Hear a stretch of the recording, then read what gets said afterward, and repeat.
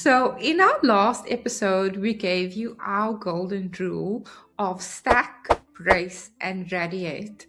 And it's the key to perfect, safe form on any exercise. And it was a complete game changer because we are pretty sure that by now you feel so much more solid and so much more confident. And I'm pretty sure that a lot of you admitted to yourself that you were a little bit unsure about what to do now. And now you're probably asking yourself questions like, are you going to be using the same weights forever? And how will you actually get stronger? Because you may be going to feel like you have hit a wall or you are going to. Yeah, and that's the most common place most people get stuck. They master the form, but they don't have a system for progress. They're like a high performance car that's just idling in the driveway or driving 900 meters from the house to their office jobs. But you don't just have the car anymore. Today we're going to install the engine. The best part. The best part is powers in the engine. So this is your how-to for getting stronger. Principle that we're going to talk about today is called progressive overload, and it's the only thing that has ever produced long-term results in the history of strength training. I'm Zoe, and today we're going to teach you how to get stronger week after week without plateauing. And Donaé, if you are ready to stop guessing and start making real, measurable progress, you have come to the right place because class is in session.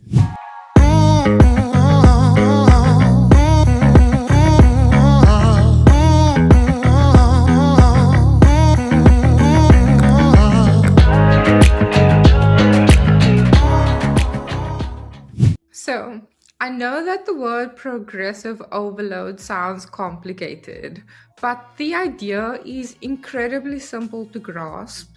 To get bigger and stronger, you must consistently force your muscles to work harder than they are used to. And that's it. That's the principle. You apply a new challenging stress to your body and it adapts and it becomes more capable, and therefore you have to continue doing that process over and over again. You have to keep challenging yourself. This is extremely important, but also be mindful that you don't challenge yourself that much that you actually end up breaking. Yeah, so just before, think of it like when you're getting calluses on your hands. We've all been there. If you lift something rough once, nothing happens. But if you lift something way too heavy and sharp, your skin blisters and you get injured. But if you consistently lift something that's a little challenging, your skin adapts by getting tougher. Your muscles work the same way.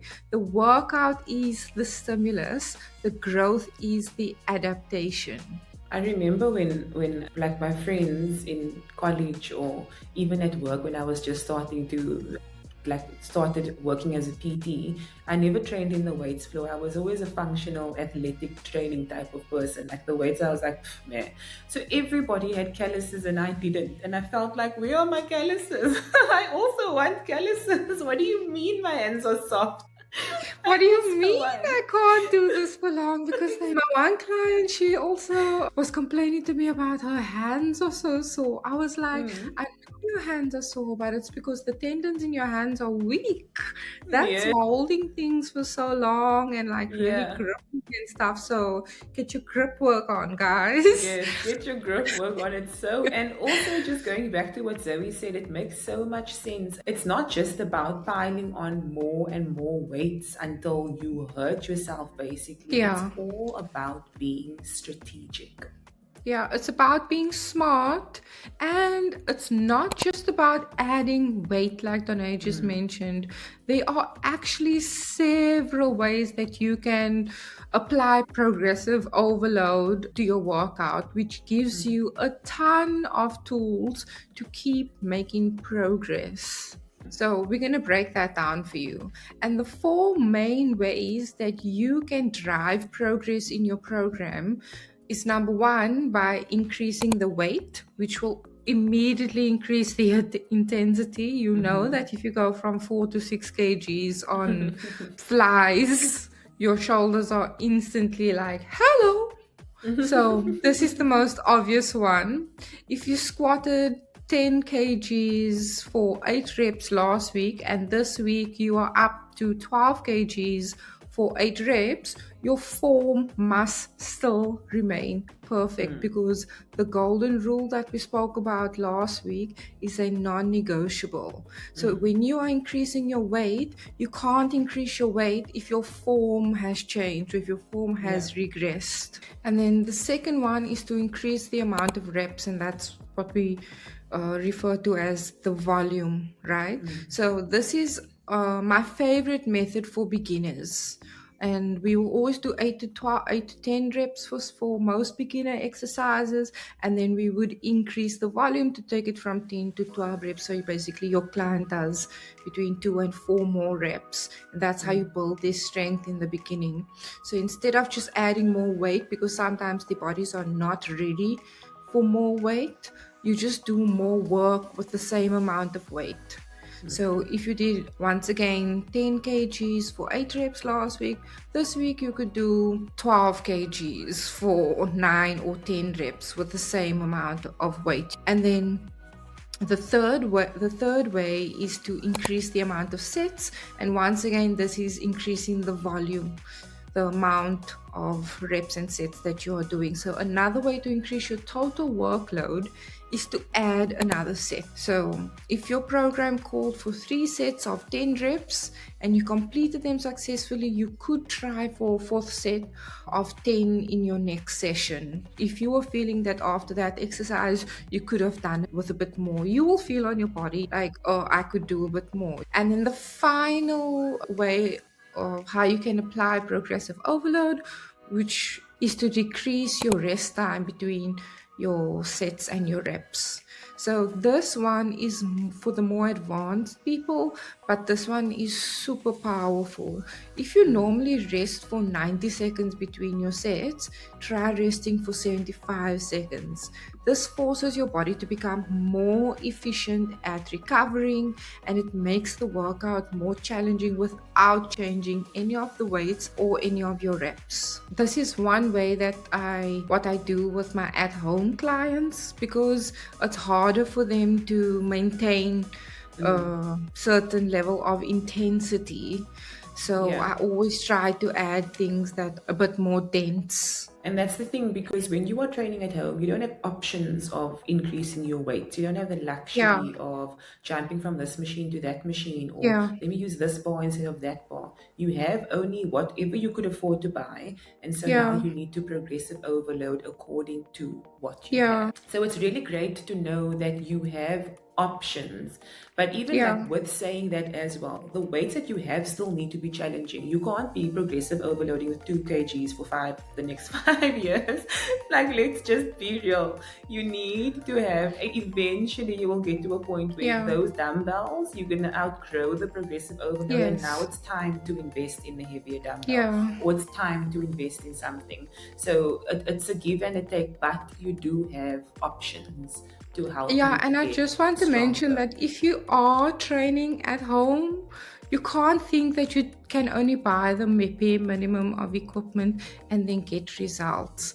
It doesn't work like that. You do need a certain basic amount of equipment to be able to fulfill this progressive overload topic that we are talking about Yeah.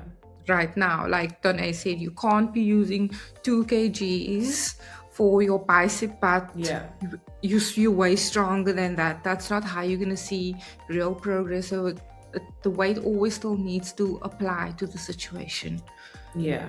Some people think or say that the system only works if you track it, but I don't fully agree with that, because I know that we go for how we feel a lot of the times, but I think that's probably when you get to a certain point in your journey. But initially, you're probably going to want to track it, because Yeah. not tracking it is a recipe for getting stuck.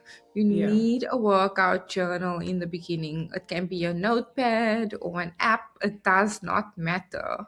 You will log every single workout, the exercise, the weight you use, the sets you did, and the reps you got in each set.